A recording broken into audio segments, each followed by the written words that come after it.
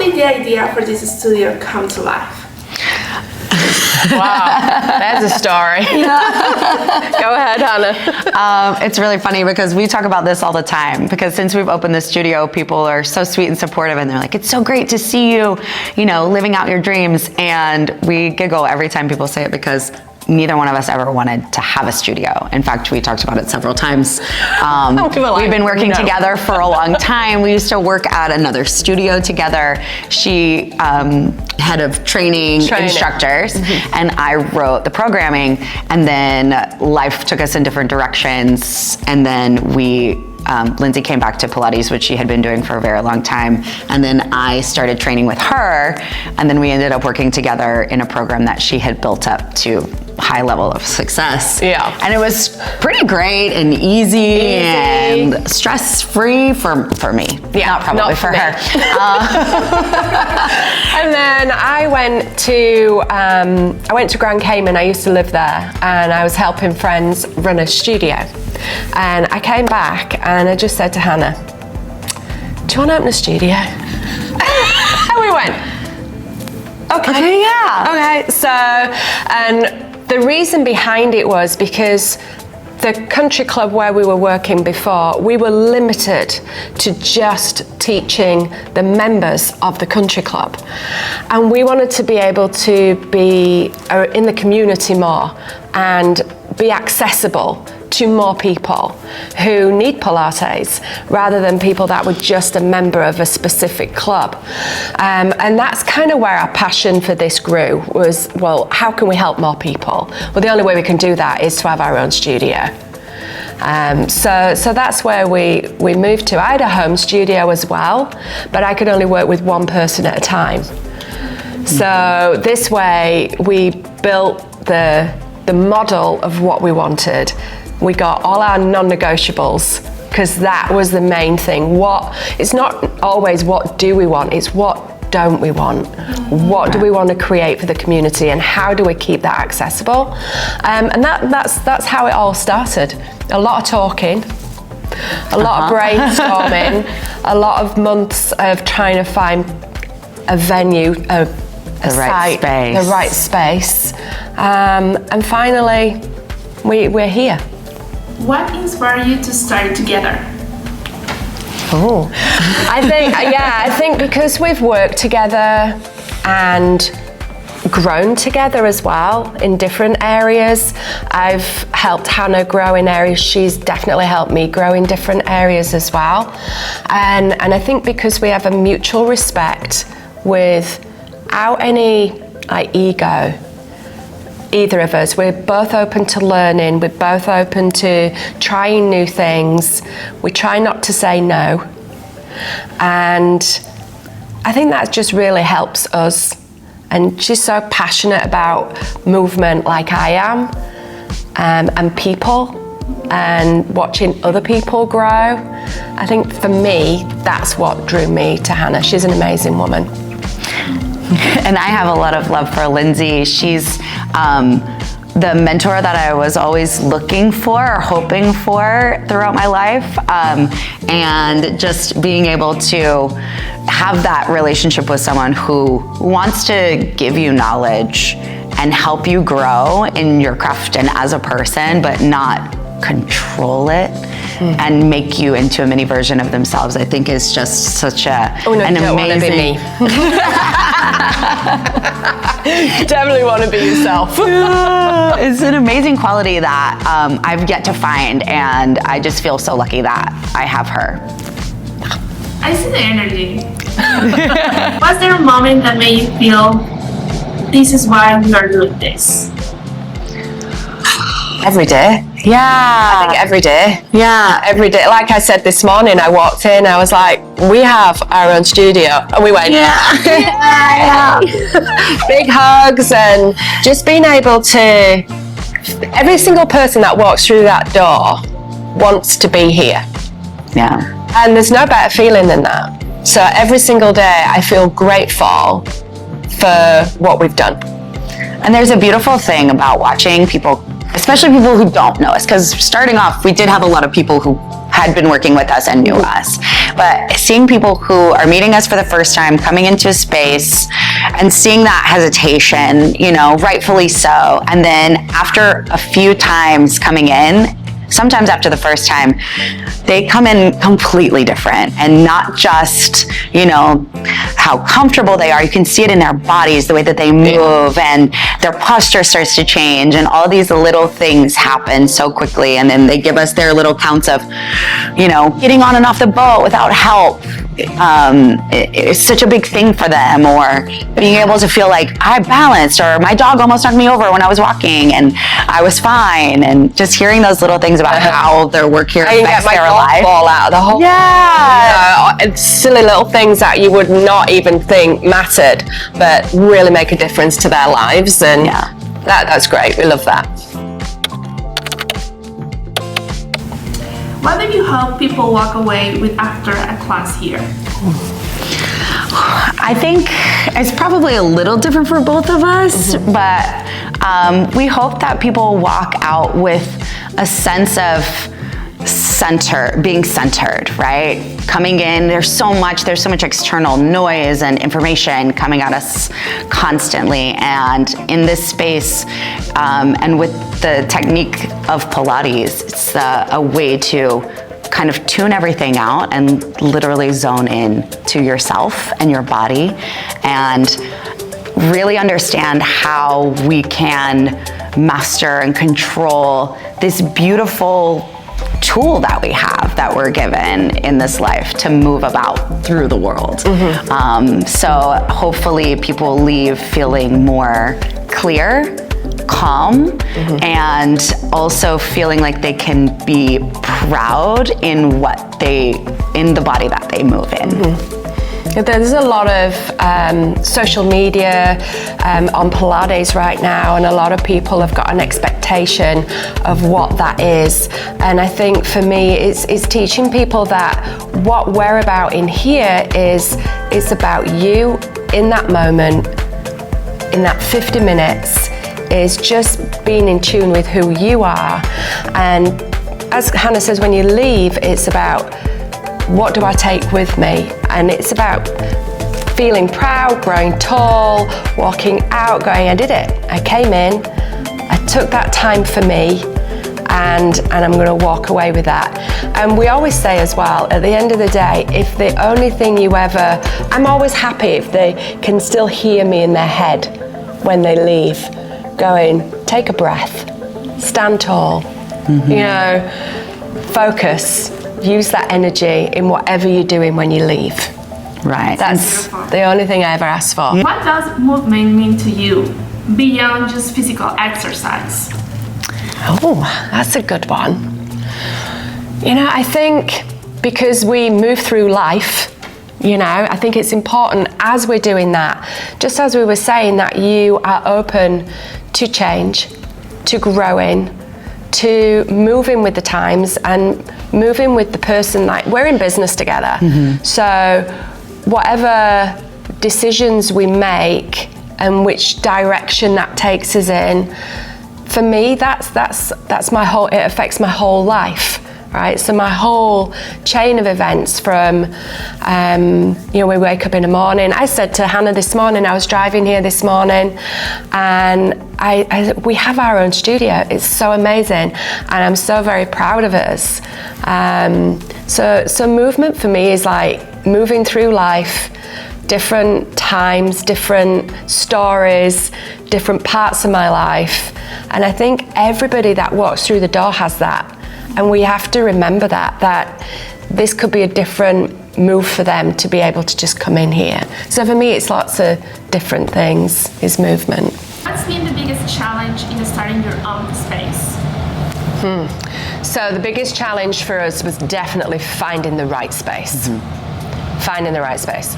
We had several different spaces that we would get. Yes, you can have this space. We go to do all the lease agreements, the contracts, and then it was like, oh no, we're going to give it to this person because they're more financially viable than you are. And we were like, okay. And we did about 6 months of that. 6 months of different spaces. But what we found is, when we walked in this space, we actually saw this right at the beginning, and we were like, no, but we never stepped inside. We only looked at it from the outside. Mm-hmm. The minute we actually stepped inside, we both were like, what have we been doing? Yeah. But what I feel is, I'm always a great believer in everything happens for a reason. And what it created was the 6 months of us being able to really sit down and work out our business plan. Mm-hmm. So even though we were disappointed every single time, it gave us more time to be more solid about what we actually wanted to do. That's great. Yeah. So there's a great positive out of it. Where do you see this studio in the future? Again, that's something that we talk about a lot, because we were like, we've always said we don't want to be the biggest. We don't. We want to build a community of people that we get to know. And that's really important to us, that it's not you're in and you're out, you're in and you're out, and we don't ever get to know anybody. So we've had to make a decision, when it was a non-negotiable when we were opening, that we weren't going to be a 400 member studio. And that's what we were going to be, a boutique studio. Whether we expand and open more studios, watch this space. That's all I can say. Yeah. Who knows? We're not saying, we've both learned that saying never is a bad idea, because it kind of projects you into that for the future. So if it happens, it happens. We're open to it. But we also created this to give ourselves space to breathe. And that was another thing that we talked a lot about in the beginning, is what we don't want is to be chained to something either, because we love it, we're passionate about it, but we also have families and lives, and we feel like it's important to be able to have a balance in life, where you are enjoying your family, the place you live. We live in such a beautiful place. Yeah. And being able to not just be stuck working all the time, and even though what we do is beautiful and amazing, you know? It doesn't always feel like work. No. When we're here. So, and when you've got a job that's like that, that's very special. So Hannah has taught me a lot in the whole work-life balance, because I would be here 24/7. I probably wouldn't have a husband at the end of that. But, but that's the thing, it's you've got to create that balance. And that's one of the main things I've learned from this one. What part of your story brought you to this path? Okay, so here in the studio, this path in the studio. Yeah. So I was living in Grand Cayman in the Cayman Islands, and I decided I want a career change. And I've always been involved in movement and helping people. So I went back to the UK and trained as a Pilates teacher. I was there for 2 years doing my training, my comprehensive training, and working and being mentored in the studio. I returned to Grand Cayman and worked in a physical therapy clinic there for nearly 6 years. And then I was in Austin visiting a friend, and I met my husband, Jim, who is from here. Yeah, so I was here for Austin City Limits Music Festival, and I met him. He asked me out on a date. I went, and then we were long distance for 18 months, and then I moved here 8 years ago. And we got married. Yeah, so, and then I wasn't allowed to work when I first got here because of my immigration status. So I had to wait.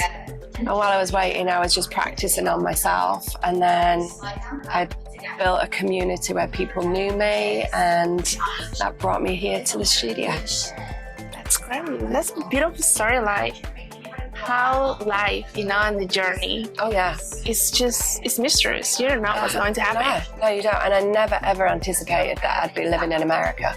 I'm now an American citizen.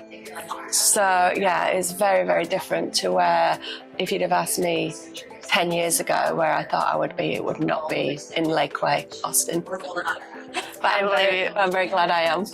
I'm very glad to be here. Like Austin? I do actually. It took me a while to settle because I'd lived in Grand Cayman for nearly 12 years and it's a tiny island. So go from a tiny island to America, very, very different. Culture's different. Everything's different. But I've settled now and I've found my niche in my work and in my life and I'm very happy. Yeah. You see, I mean, I can see that you're happy. Yeah, I am. What legacy would you love to leave through your work? So, for me, I think the important thing for me is to be able to pass on what I know to other people. So, for instance, Hannah, she'll be my legacy. Everything that I know, I want her to be better than me. I want her to take things further than I ever would have. And that's my legacy. It's through her. Yeah, definitely. So touching. If your story could inspire someone to begin, what would you tell them?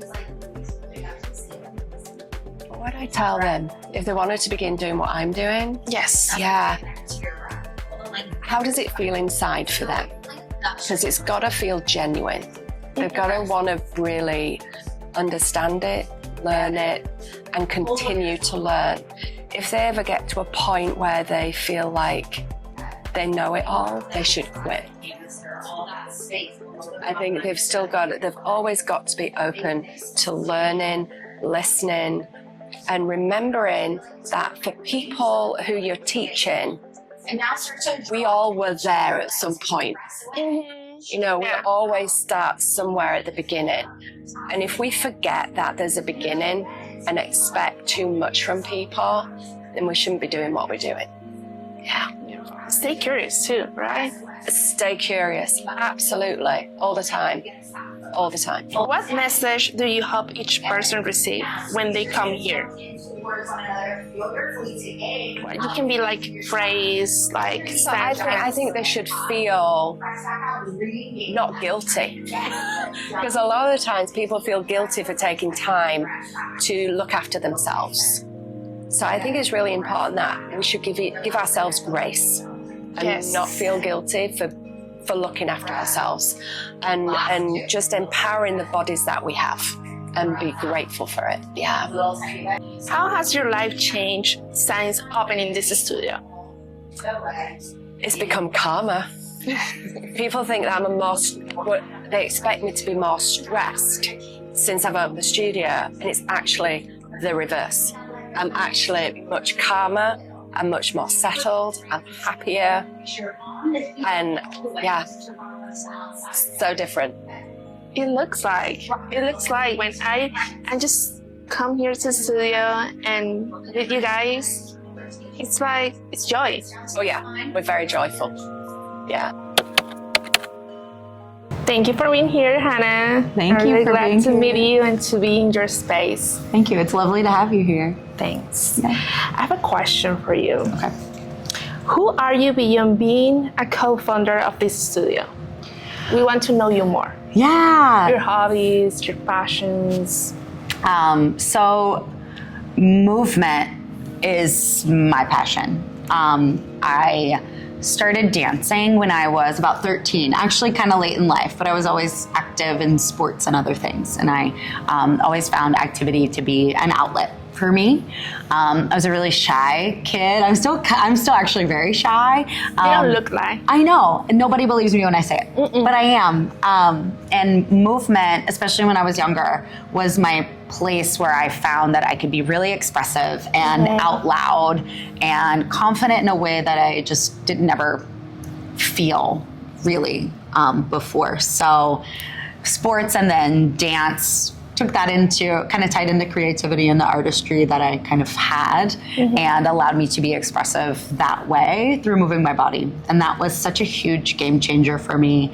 It made it easier for me to be able to talk to people, and I learned how to mix and mingle with different people because I'm from a really small town. So Where are you from? I'm from a small town in South Louisiana, super tiny. It was an amazing place to grow up and I loved it, but really small. and we didn't travel a whole lot. So I knew a lot of people within my community, but I was like the youngest in the family. So naturally just kind of kept to myself and stayed out of the way for the most part. And movement was my place where I could be big and expressive and like play with different emotions and put on different feelings and characters and stuff. So that was really cool and I think important for me. Yes. And then as I got older, I was a choreographer and I worked and I had a dance company as well, directed a dance company, danced on the company. And then that just started to take on a role that was a little too time consuming. And then some of my favorite dancers moved to try different things. I was already married and thinking about starting a family. So fitness started to fill that gap for me. So teaching people how to move their bodies in a way that was accessible, not just for the artists, the dancers, but regular people in life. Yeah. And then seeing them change kind of how I did through dance, just through movement and fitness was a really cool thing for me. But It's been all your life. Yeah. In movement. Yeah, movement is my favorite thing. And then if it's not movement physically, it's like movement in nature, right? So like, You love nature. I love the beach. I love nature, but I love the beach. I love being outside. I love watching the way that animals move and the trees move and flowers and the way things grow. Right? Yeah, exactly. Oh, that's Yeah. so beautiful, you say. Yeah. Do you like to read? I love to read. What's your favorite book? So I try to read that. Or you can just give me 3 of your favorites. Okay. Yeah. I can do that. So I read The Alchemist every year. Really? Yes. I have it. I have it too. I yes. highly recommend. Yes. Hello. And the reason I read it every year is because the first time I was reading it, I'm sitting at a pool on vacation, reading this book, and everyone that walked by, that's an amazing book. It changed my life. Mm-hmm. I read it every year, and I'm like, I mean, it seems great in the first read or in the beginning of it. It's, translated from a different language. It's an old story, so sometimes connecting to things like that takes a second. But then you read it, you get to the end, you see the beauty in it, and then when you read it again, you see all these other lessons. Another one of my favorites is Station 11 by Emily St. John Mandel. I read it a long time ago, and it's actually about an epidemic that kind of wipes out most of humanity, and this band of artists travels around and performs for different people. And as they do that, they start to meet people along the way, and they connect to they start to connect these storylines about what happened. It's very kind of mysterious. It's mysterious, sci-fi-ish. It's one of my favorite books. She's just, it's really good. Okay. And I'm not usually a sci-fi reader. Me either. But the way she writes stories and connects them all is just absolutely incredible. That's great. And the third one? Third one, it would be so hard. Between All the Light We Cannot See and Demon Copperhead. 2 very different books. One's like historical fiction, and then Demon Copperhead is kind of a modern day retelling of David Copperfield. So, both really incredible books. That's great. Yeah. There you go. Yeah, I recommend. Thank you. Yeah. How do you take care of yourself while supporting others? That's a tough one. I think as a person who is of service, it's really hard to make sure you give yourself time to take care of you, however it is. For me, that's movement. So I'm lucky that I can just come into this space and do that for myself, but also making sure that I, well, number one, carve out that time, and number 2, don't make myself feel bad about it, right? Because there's always something we could be doing for other people. Yeah, or taking time away from my daughter or my husband or other things that need my attention. But I also, as Lindsay said, I'm a firm believer that if we don't take care of ourselves, we can't really take care of other people. That's true. So I try really hard to make sure that I'm at least bare minimum moving my body a certain amount of times a week. That's what works for me. And then finding some stillness, maybe to read a book or go for a walk or something like that. That's right. If your story could inspire someone to begin, what would you tell them? I would tell them probably one of the biggest things that I wish someone would have told me a long time ago is you can't change something that isn't yours. Okay. right? So we can make an impact in how we show up in the world. But I think a lot of people end up stuck somewhere in unhappy places where they want things to be different. They want things to be a certain way. And if they could just convince their boss or their superior or their manager to make this little change, then it would make them happy and everything would be better. But at the end of the day, I found myself in that situation so many times, and it ends up being such I think everybody. I think so too. And it ends up being such a hard place to be. And I think that it doesn't mean that everybody needs to go out and start their own business. I think that accepting the fact that if it's not ours, there's a limit to what we can do in terms of changing something, right? So finding where your contributions elevate things, we bring good energy, we make an impact. But if you're unhappy because you want something to change and it's not going to change, then accepting the fact that you either need to let that go or go somewhere else and find where life is leading you. I think that that's important. Does that make sense? It makes a lot of sense. Yeah. A lot. Yeah, because I found myself, especially in my younger years, fighting to make changes places that I thought would make a difference, I thought would make things better. But at the end of the day, weren't my decisions to make. You are the responsible for your life. Exactly. Yeah. What surprised you the most about being an entrepreneur? The ease of it, but the only reason is because of Linzi. Because she and I, surprisingly, work so easily together. And I think it's because we communicated a lot at the beginning.